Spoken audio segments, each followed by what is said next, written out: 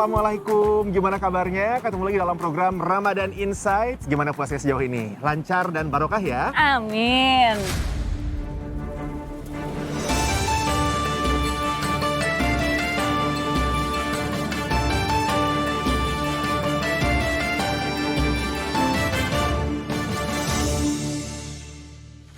Nah, pemirsa, saat ini kami sedang berada di Library of Congress, tepatnya di gedung Thomas Jefferson. Dan Library of Congress ini adalah perpustakaan di Kongres Amerika Serikat yang punya koleksi terbesar di seluruh dunia. Keren banget ya. Ya. Dan ini namanya kenapa Thomas Jefferson Library, memang karena di dalamnya juga ikut menyimpan koleksi bukunya Thomas Jefferson. Jumlahnya ada sekitar 6.400-an buku, Jin. Wow. Dan itu disebut sebagai salah satu koleksi buku terbesar yang pernah dimiliki oleh perorangan. Nah, koleksi ini disumbangin dari perpustakaan, dari kediaman pribadinya Jefferson di Monticello di negara bagian Virginia.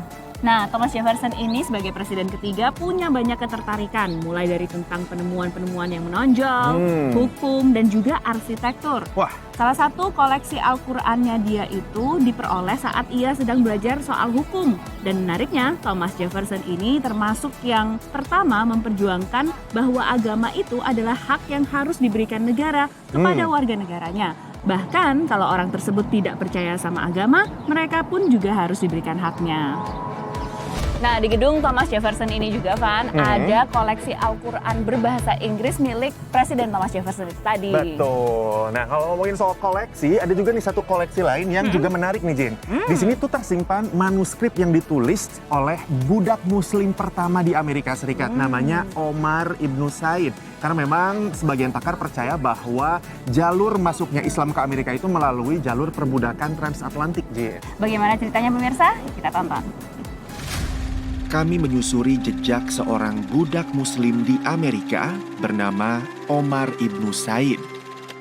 Menelusuri bagaimana Islam masuk ke Amerika melalui perbudakan. Benarkah Omar Ibnu Said seorang pangeran dari Arab? Apakah ia seorang cendekiawan muslim? Dan benarkah perbudakan membuatnya pindah keyakinan?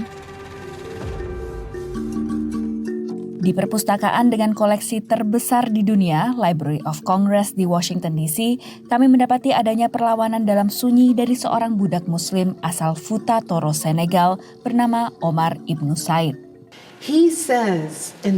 Dalam bukunya yang diproduksi dengan luar biasa, ia menyebutkan, "Saya adalah seseorang yang berasal dari suatu tempat.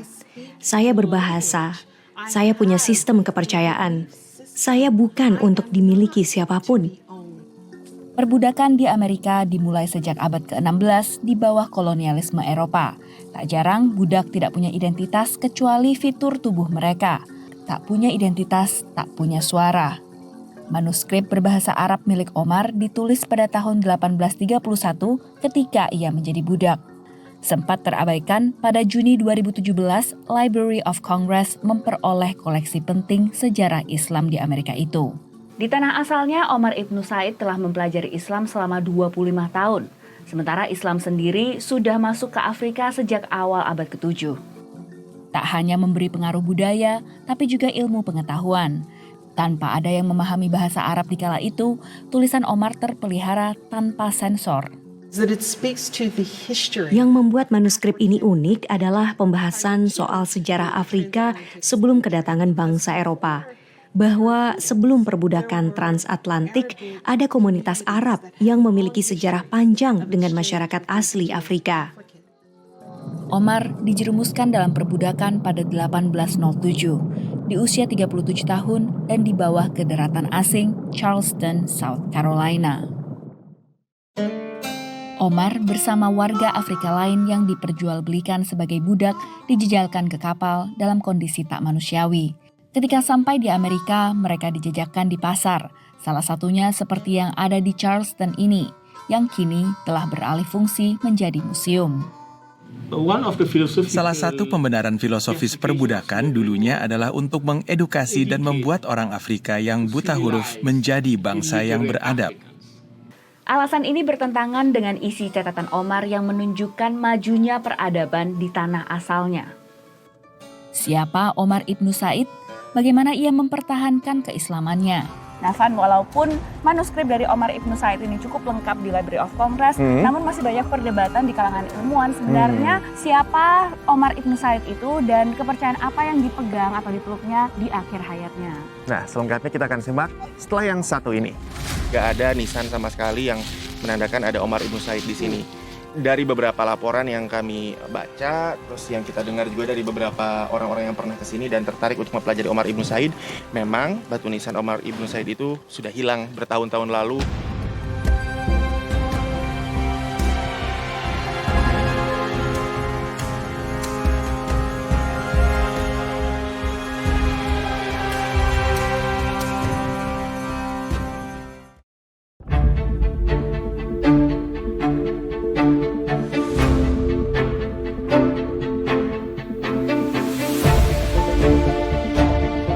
Nah, Van, di Amerika Serikat itu ada sekitar 1,3% umat muslim yang ada di populasi Amerika Serikat ini. Mereka itu menempati beberapa sektor di Amerika Serikat dan cukup prominent bahkan. Ada yang di ekonomi, pendidikan, sosial budaya, dan juga di politik.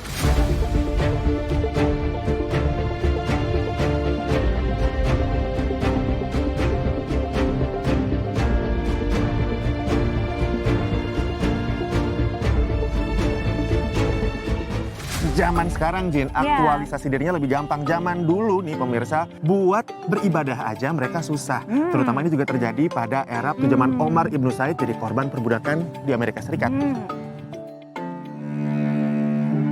Pelabuhan kota Charleston di South Carolina adalah pelabuhan terbesar yang mendaratkan orang-orang Afrika yang diperbudak ke Amerika.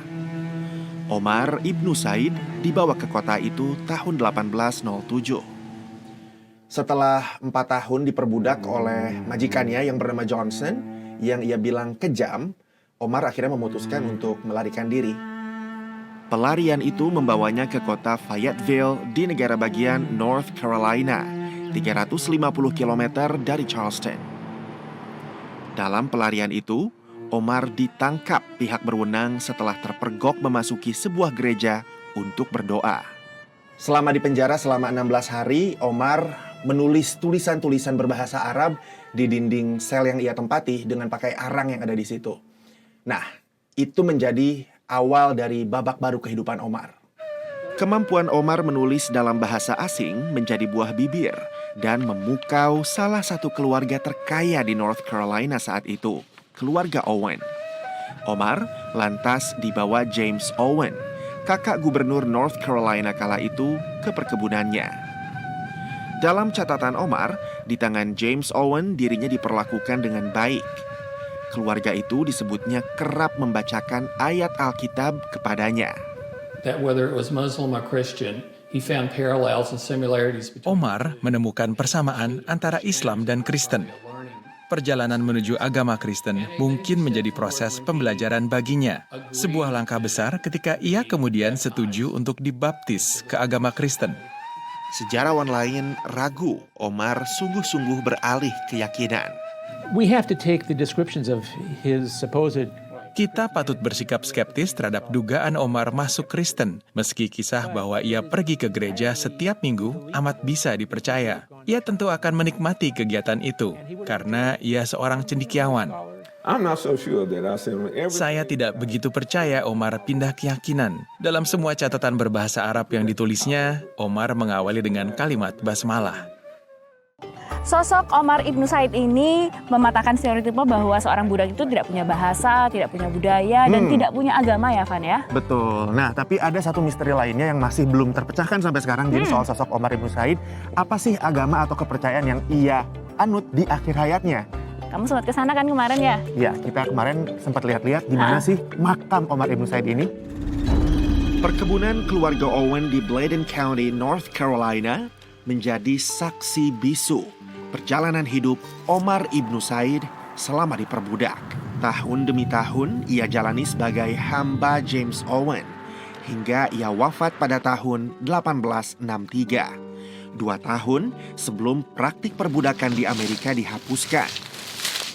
Omar dimakamkan di lingkungan perkebunan keluarga Owen yang kini dipenuhi semak belukar.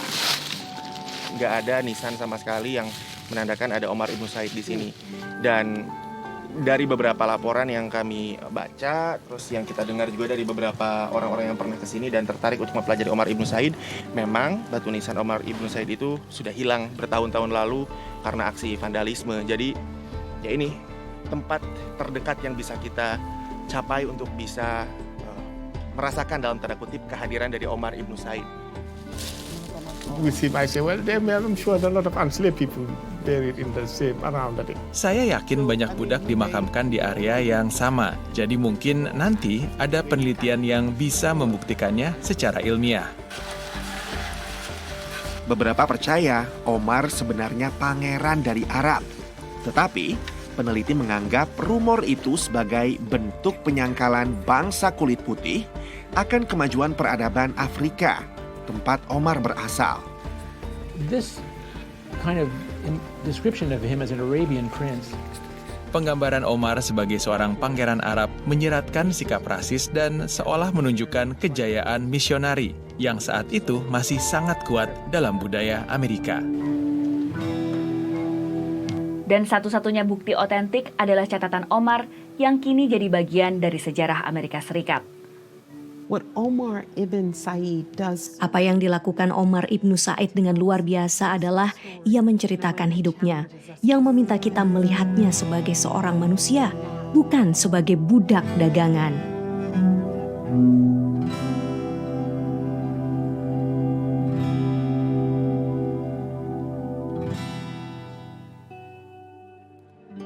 They kept telling me, like, leave those people alone. Like, you don't need to do this. This isn't for you.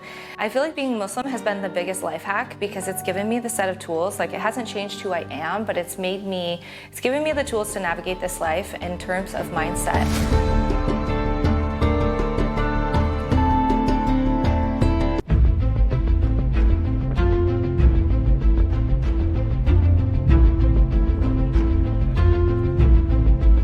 Nah pemirsa, kalau di Washington DC populasi muslimnya tuh dikit ya Jin ya.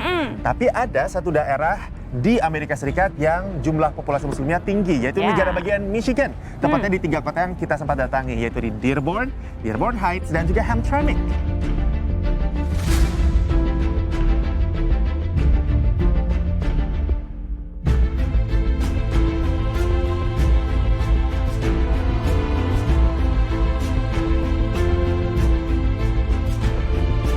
Nah kebetulan di 3 kota tersebut wali kotanya itu Muslim, Van. Betul. Walaupun tidak semua warga di tempat mereka memimpin itu adalah warga Muslim. Betul sekali. Kita lihat yuk liputannya. Di tengah salju pagi itu, wali kota Bill Bussey menyambut VOA ke kantornya di balai kota Dearborn Heights, negara bagian Michigan. Ia sudah menghuni kantor itu selama 2 tahun terakhir. Kota kecil di pinggiran Detroit itu senyap dari pemberitaan di kancah nasional. Akan tetapi, Bill, imigran asal Lebanon, ingin membawa perubahan ke kotanya. I was not interested in getting into politics. Actually, politics dragged me into it. So this is not something I wanted to do, but I wanted to make a change. And that's what I always said. If you want to change, you have to become part of it, to make the change. You can't be on the outside. Bill dan keluarganya melarikan diri dari peperangan di negara asalnya tahun 1977 ketika ia berusia 12 tahun. Di Amerika, ia berjuang menempuh pendidikan akibat kendala bahasa dan kemampuan baca tulisnya yang minim. Namun semua itu berhasil dilalui hingga ia menjadi seorang marinir, juga ahli aeronautika, dan sempat bekerja untuk perusahaan Boeing dan Ford. Bill lantas memulai kiprahnya di kota Dearborn Heights pada tahun 2017 dengan menjadi anggota Dewan Kota sebelum terpilih sebagai wali kota pada tahun 2021. Kisah serupa dialami Amer Galib, wali kota Hamtramck yang berjarak sekitar 15 menit dari Dearborn Heights. Amer, imigran asal Yaman, pindah sendiri ke Amerika Serikat ketika berusia 17 tahun.